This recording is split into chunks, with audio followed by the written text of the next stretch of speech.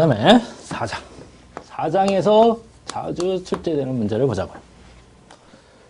물론 이 부분은 이제 산업기사는 이제 포함되지 않는 부분인데, 어쨌든 산업기사에서도 가끔 나오긴 합니다. 4장. 데이터베이스의 고급 기법이에요.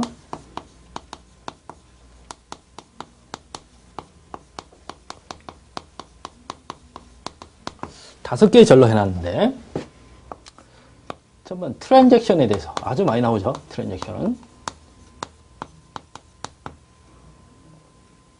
그 다음에 보안 무결성, 보안 및 무결성에 대해서. 그 다음에 병행 수행에 대해서.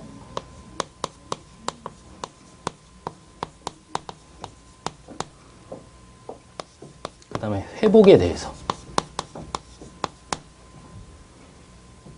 그 다음에 분산 DB에 대해서. 분산 DB. 물론 시험 문제는 이제 이 트랜잭션 하고요. 예, 분산 DB가 많이 나오고. 그 다음 무결성 같은 경우는 이제 앞에도 무결성 배웠어요. 도메인 무결성, 참조 무결성, 객체 무결성 배웠죠. 그죠? 그것까지 합친다면 물론 여기서도 많이 나오는데, 여기 뭐, 이것도 좀 나오고. 그 다음 병행 수행. 회복은 좀 덜 나옵니다. 회복은. 트랜잭션은 이제 가장 많이 나오는 부분이다. 거의 매회에 나온다라고 생각하시면 돼요. 트랜잭션이 뭐라 그랬어요? 일이다. 이렇게 얘기했죠. 일. 정확하게 정의한다면 트랜잭션이라는 게 뭐냐면 데이터베이스의 상태를 하나의 일관된 상태에서 또 다른 일관된 상태로 변화시키는 논리적인 연산의 집합이다. 그러니까 일을 하기 위해서 연산이 모여있는 집합을 우리가 뭐라고 한다? 트랜잭션이다. 그래서 데이터베이스에서는 어떻게 돼요? 여러분들이 일하는 단위를 무조건 트랜잭션이야. 물론 회복하는 단위 있죠? 복구하는 단위도 물론 무슨 단위? 트랜잭션 단위다. 그럼 이런 트랜잭션은 첫째, 어떤 속성을 갖고 있어야 된다? 속성, 트랜잭션의 속성 또는 특성이다 이렇게 얘기해요. 속성. 달달달달 외워야 되겠죠? 시험 문제 많이 나오니까 속성 4가지가 있습니다. 가장 중요한 속성은 뭐냐면 원자성이 원자성. 두 번째 뭐 일관성. 그 다음에 독립성. 그 다음에 뭐 영속성? 네, 영속성. 좀 어려운 용어야, 용어가. 그죠? 원자라는 개념은 아까 얘기했던 것 같은데 데이터베이스에서 원자라는 개념은 상당히 중요하다. 그죠? 원자는 뭐라 그랬어요? 분해될 수 없는 성질. 그러니까 트랜잭션은 뭐가 모여있는 집합이야? 일을 하기 위해서 연산이 모여있는 집합이잖아요. 그죠? 그러면 그 연산을 나눠서 일할 수 있느냐? 절대 안 된다라는 얘기야.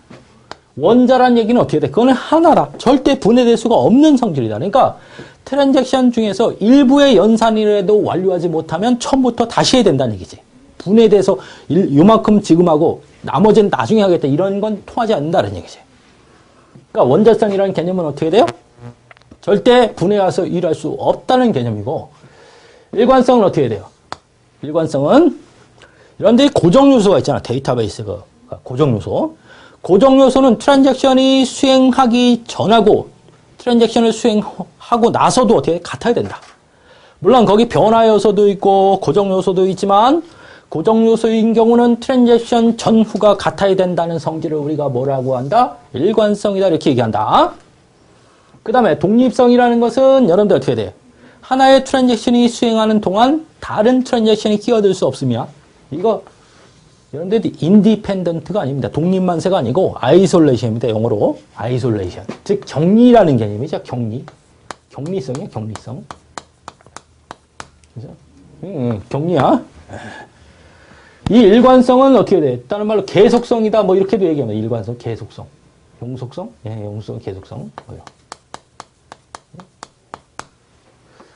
격리에서 일한다는 얘기죠. 다른 지금 어떤 하나의 트랜잭션이 어떻게 돼요?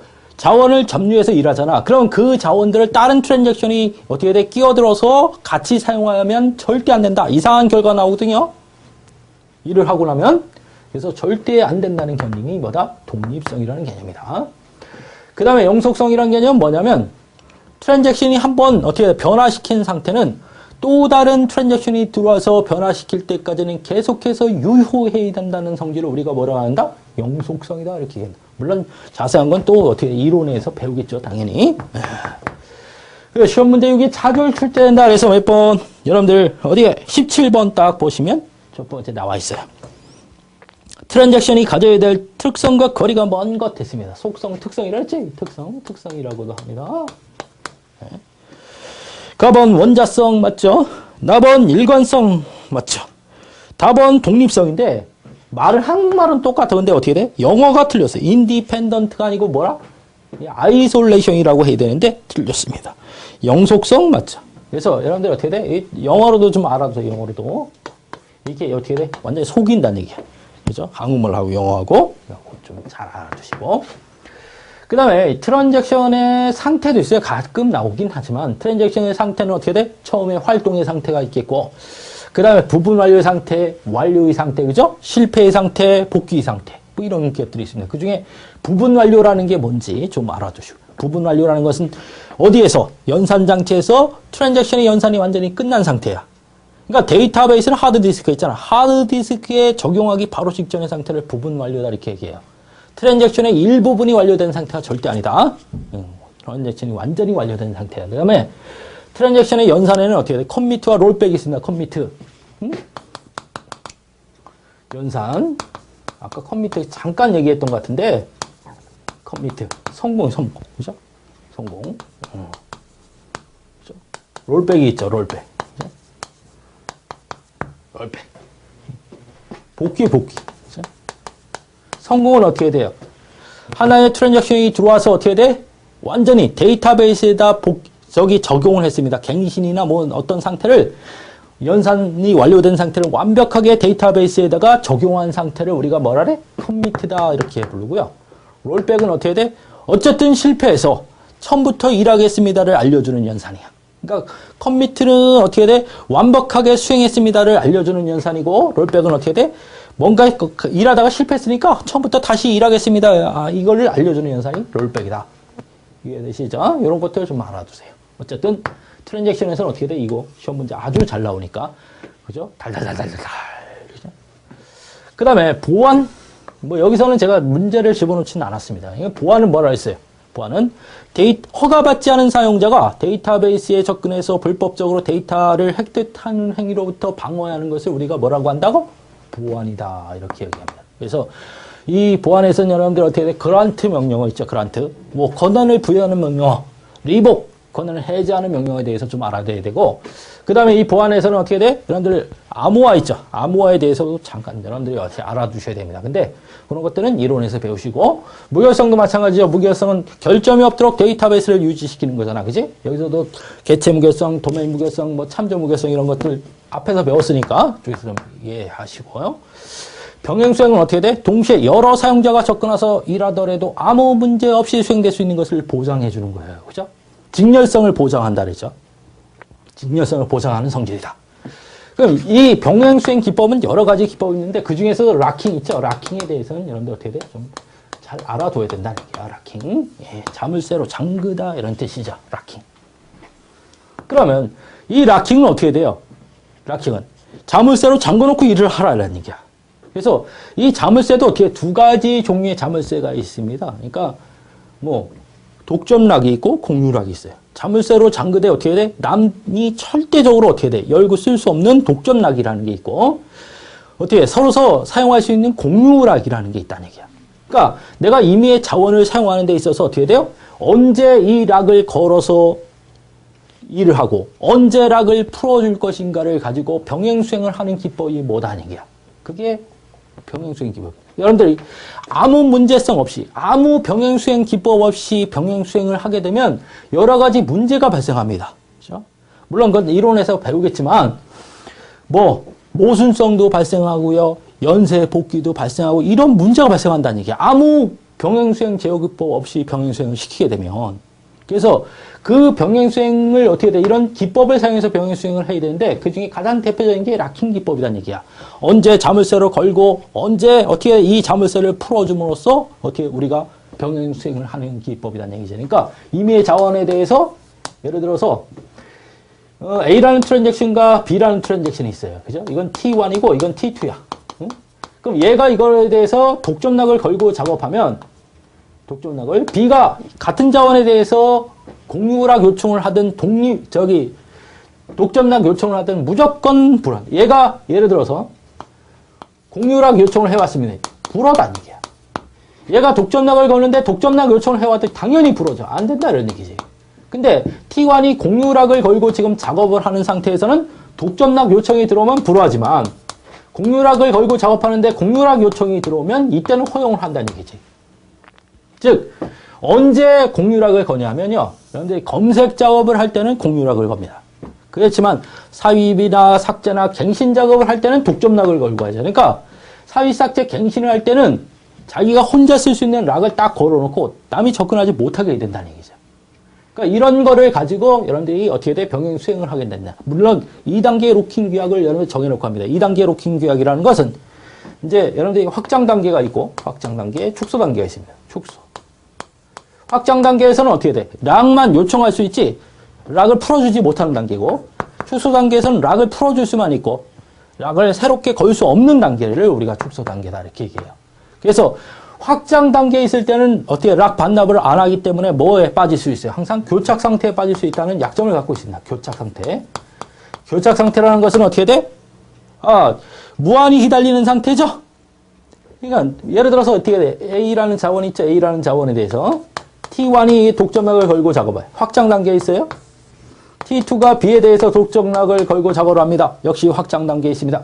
얘가 확장 단계에 있으면서 얘한테 락을 요청하고 얘가 얘한테 락을 요청한다면 어떻게 돼? 이건 풀어주지 않죠? 절대 안 줍니다. 서로. 그러니까 무한히 기다리는 이런 상태를 우리가 뭐라고 한다? 교착 상태다. 데드락이다. 죽음의 락이죠. 오케이? 그러면 이런 락을 거는 단위 있죠? 이 시험 문제 많이 나온다. 락 단위. 무슨 단위? 락 단위가 시험 문제에 많이 나온 단위. 이게 락을 거는 단위. 자물쇠로 잠그는 단위가 시험 문제에 많이 나온다는 얘기야. 그러면 락 단위를 작게 했을 때와 크게 했을 때의 차이점에 대해서 시험 문제 많이 나오는 거야. 그러니까 락 단위를 이렇게 작게 했을 때, 즉 릴레이션이 있으면 릴레이션 전체로 락을 걸고 풀어준다면 어떻게 돼? 큰 거고, 뭐 페이지 단위다. 그러니까 10개를 하나의 페이지로 이렇게 만들어서 10개 단위로 풀고 뭐 잡고 이렇게 한다. 그 다음에 튜플 하나 단위로 뭐 락을 걸고 푼다. 그럼 가장 작은 단위는 역시 어떻게 돼요? 레코드 단위겠죠. 즉 튜플 단위로 락을 걸고 풀어주는 단위야. 가장 큰 단위는 뭐 데이터베이스 전체겠죠. 그죠? 전체를 어떻게 돼? 하나의 락으로 우리가 여기는 경우도 있을 겁니다. 그죠? 그때는 가장 큰 거고 가장 작은 단위는 튜플 단위야. 그러면 락 단위를 크게 했을 때 있죠. 크게 했을 때는 어떤 장점과 단점을 가지냐. 락 단위가 크면 락이 몇 개 안 되잖아. 그지? 테이블 단위로 락을 이렇게 걸었다고 가정해보세요. 그러면 관리가 되게 쉽죠. 락이 몇 개 안 되니까 자물쇠로 잠궈야 될 단위가 몇 개 안 되니까 뭐가 관리가 되게 쉽다. 그 대신에 병행성은 떨어진다. 즉 이거는 어떻게 돼? 병행 제어가 거의 안 되죠. 이 한 사람이 어떻게 돼? 한 사람이 테이블 전체에 대해서 락을 걸고 다 작업하니까 그 테이블에 대해서는 독점락을 걸었을 때는 아무도 접근하지 못한다. 이런 문제가 생기잖아. 그지? 그래서 병행성은 떨어지는 대신에 관리가 락 단위를 크게 했을 때는 관리가 쉬운 대신에 병행성이 떨어진다는 이런 단점을 갖고요. 작게 했을 때는 예를 들어서 어떻게 돼? 튜플 단위로 락을 잡고 풀어준다고 가정했을 때는 뭐 관리가 되게 어렵죠. 그 대신 병행성이 상당히 뛰어나지게 된다는 얘기야. 오케이. 그런 거에 대해서는 확실하게 여러분들이 어떻게 돼? 이해하고 있으라. 요 시험 문제 많이 나와요. 그래서 그 문제가 어떻게 18번에 나와 있네요. 병행 제어에 영향을 주는 요소로 한 번에 로크되어야 할 데이터의 크기를 로킹 단위라고 한다. 이 단위가 클 경우에 대한 설명으로 옳지 않은 클 경우. 이거 위에 거야. 락킹 단위가 크다. 그죠? 병행성 수준이 높아진다.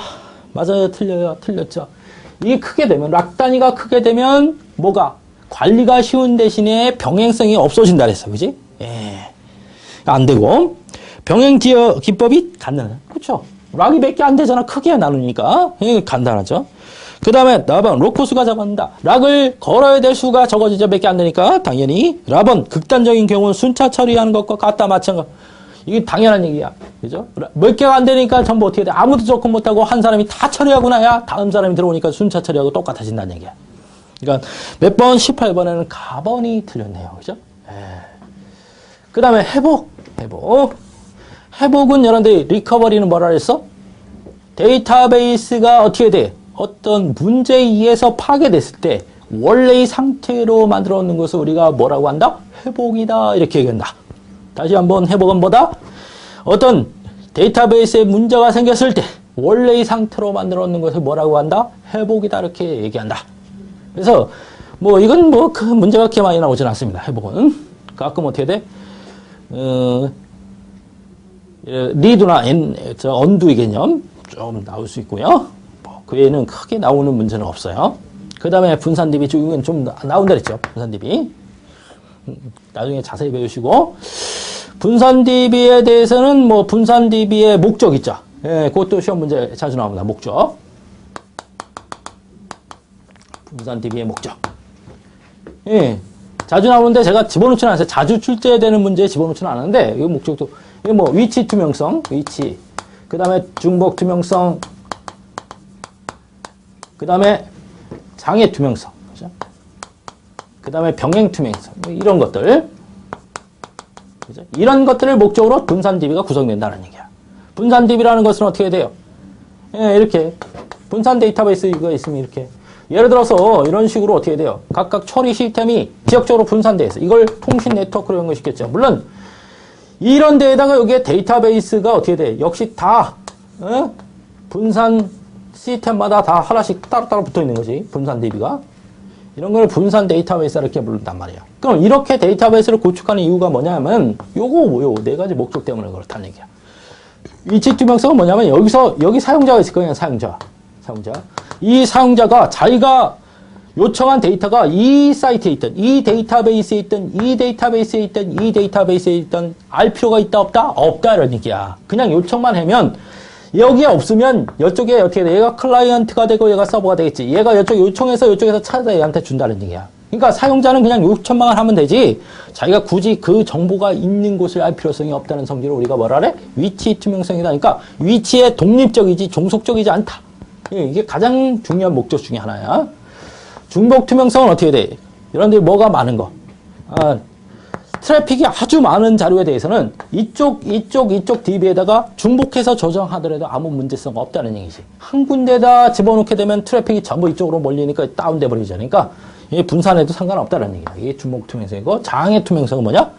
한쪽이 어떻게 장애에 의해서 돌아가지 않더라도 나머지 두 개가 돌아가기 때문에 절대 전체가 한꺼번에 서는 일은 존재하지 않는다. 이거 장애 투명성이고요.